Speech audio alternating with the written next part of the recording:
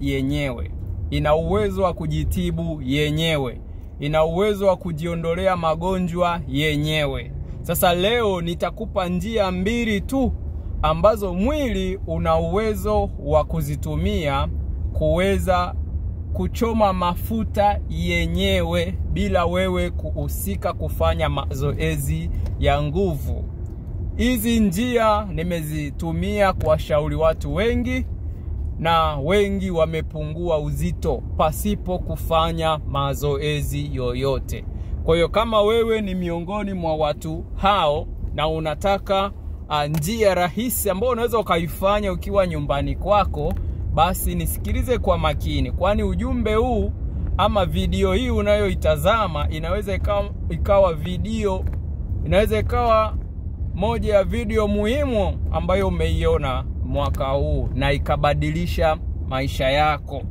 Hizi formula zimetumiwa na watu wengi zaidi, na mimi nikiwa miongoni mwa watu waliozitumia hizi formula kama sample, na matokeo ni 100% kama utafanya inavyotakiwa.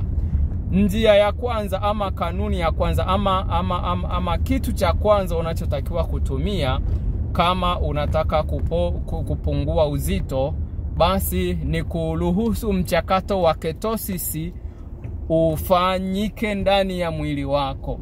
Kuruhusu mchakato wa ketosis uanze kufanya kazi ndani ya mwili wako. Yaani uruhusu mwili wako uingie katika hatua ya ketosis, na ukishaingia katika hatua ya ketosis, basi wenyewe utaanza kuchoma mafuta automatically. Yaani utaanza kuona unapungua, utaanza kuona nyama uzembe zinapotea, utaanza kuona kitambi kinapotea.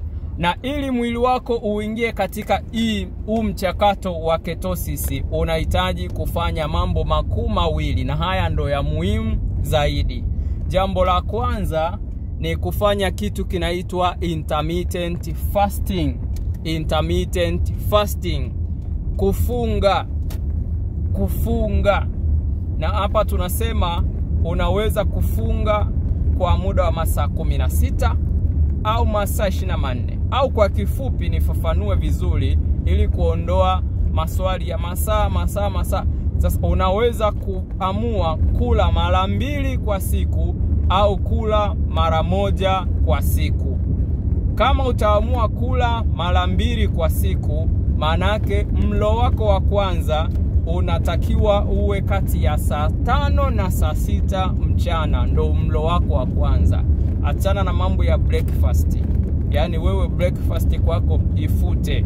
Ukishakula usiku, basi chakula chako cha asubuhi kiwe kati ya saa 5 na saa 6 mchana. Na mlo wako wa pili uwe kati ya saa 12, saa 1 na saa 2 jioni. Hapo ndo umekula mara 2 kwa siku.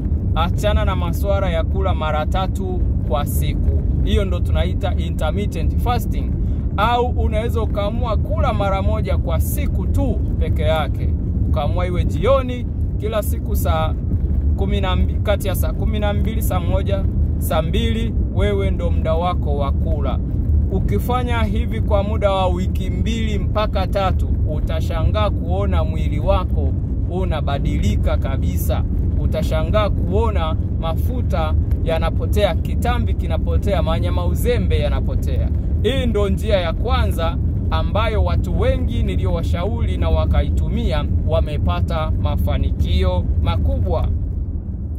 Sasa njia ya pili ambayo ina uwezo, na hii inasaidiana na njia ya kwanza, ni kula chakula halisi. Nimesema njia ya kwanza unafunga. Sasa ukifungua ule nini? Ndo swali lipo. Ukifungua, kuna vyakula ambavyo hutakiwi kula ama huruhusiwi kula, na kuna vyakula ambavyo unatakiwa kula. Vyakula ambavyo nakushauri uanze kula ni vyakula ambavyo vinaendelea kuchochea uchomwaji wa mafuta kwenye mwili. Na vyakula hivi ni vyakula vya protini na mafuta mazuri. Narudia, vyakula vya protini na mafuta mazuri. Hapa tunazungumzia nyama, kwa sababu kwenye nyama kuna protini, lakini pia kwenye nyama kuna mafuta mazuri.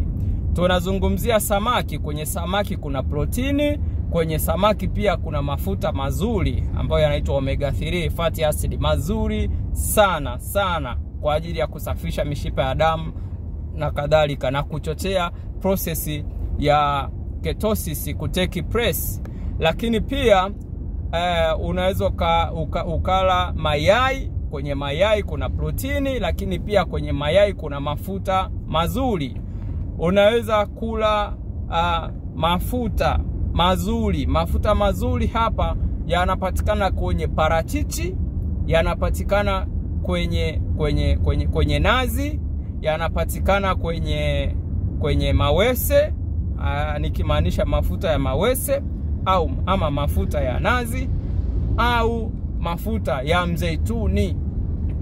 Kwa hiyo hata unapotumia nyama yako, unapokaanga nyama yako, unaweza ukaamua kutumia mafuta yaliyoko kwenye hiyo nyama, au ukatumia kati ya mafuta ya mzeituni, mafuta ya nazi au mafuta ya mawese.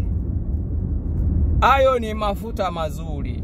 Kama ni samaki, unaweza ukaamua kutumia mafuta yanayoitengeneza yaliyoko kwenye hiyo samaki, au ukaikaanga au kuichemsha, ama ukairosti kwa kutumia mafuta ya mzeituni, ukairosti kwa kutumia mafuta ya nazi, au ukairosti kwa kutumia mafuta ya mawese. Ukifanya hivyo, mwili wako utaanza kuingia katika mchakato, process ya ketosis. Na ukishaanza kuingia katika process ya ketosis, utaanza kutumia mafuta kama chanzo cha nishati badala ya wanga, kwa sababu utakuwa umeukosesha.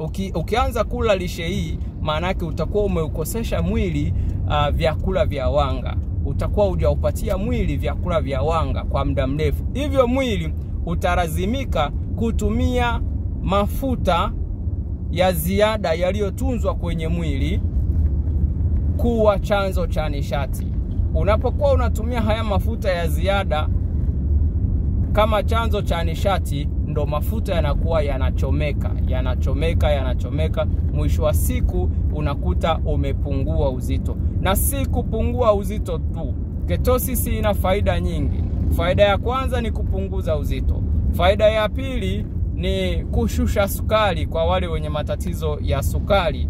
Faida ya tatu ni kushusha insulini kwa wale watu wenye matatizo ya insulin resistance, ambapo tunapata kisukari aina ya pili. Lakini hapo ni nzuri kwa watu wanaotaka, pia ina faida ya kushusha pressure kwa wale watu wenye changamoto ya pressure. Lakini kama wewe una changamoto ya kukosa usingizi, changamoto ya upungufu wa nguvu za kiume, changamoto ya mvurugiko wa homoni, huu mchakato unasawazisha kila kitu. Kwa hiyo ufanyie kazi. Baada ya wiki 2-3 niandikie kwenye comment section hapo. Naamini utakuwa umepata matokeo makubwa sana sana sana.